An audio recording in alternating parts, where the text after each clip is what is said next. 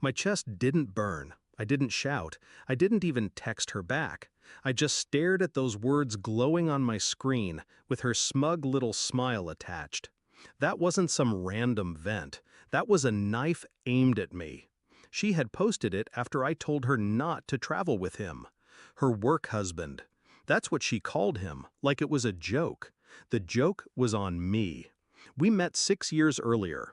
She was 23, broke, and charming in a way that made you feel chosen just by standing next to her. I paid her first month's rent, bought her a laptop when she needed it for work, and told myself it was love, not charity. Back then, she used to say, "You saved me. I'll never forget it." But people forget, especially when they find someone new to orbit.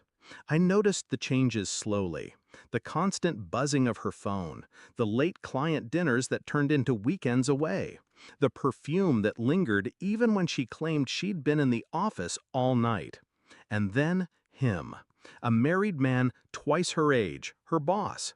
He had money, influence, and the kind of arrogance that leaves fingerprints on every room he walks into. She talked about him too much, laughed too loud at his stories, defended him too quickly.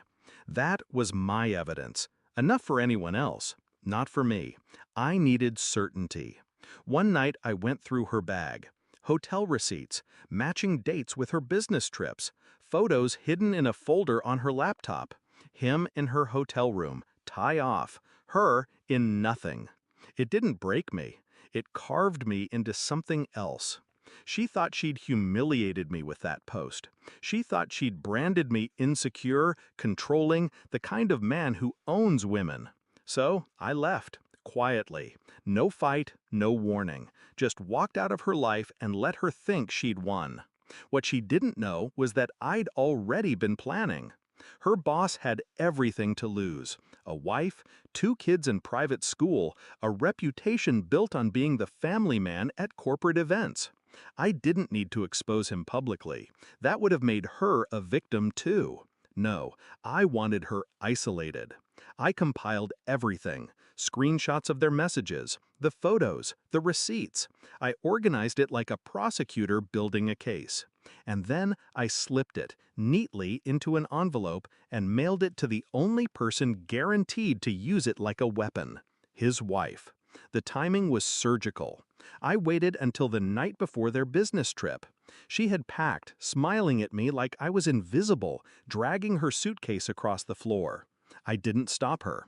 The next morning, I was gone. My clothes, my keys, even my toothbrush.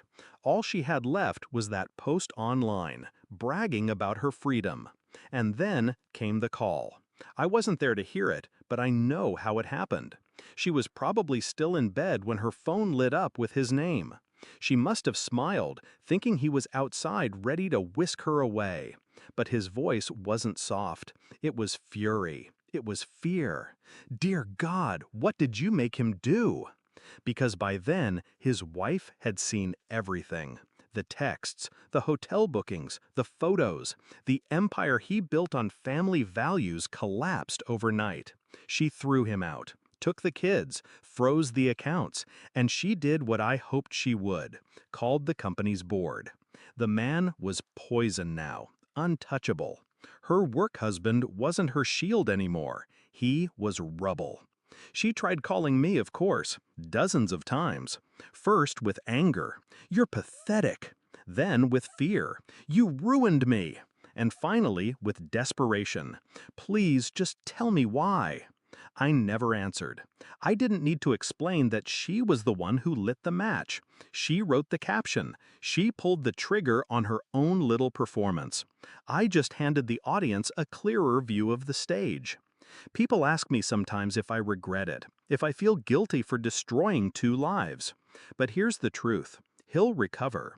Men like him always do. He'll crawl back into some executive role in another city, slap on another smile, and pretend nothing happened. She won't. She's toxic now. To her job, to her friends, to anyone who searches her name. The internet never forgets, and neither does the corporate world. And me?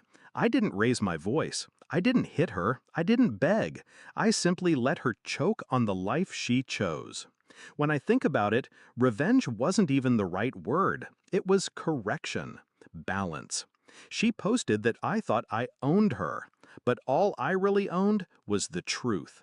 And the truth was enough to burn her world to ash.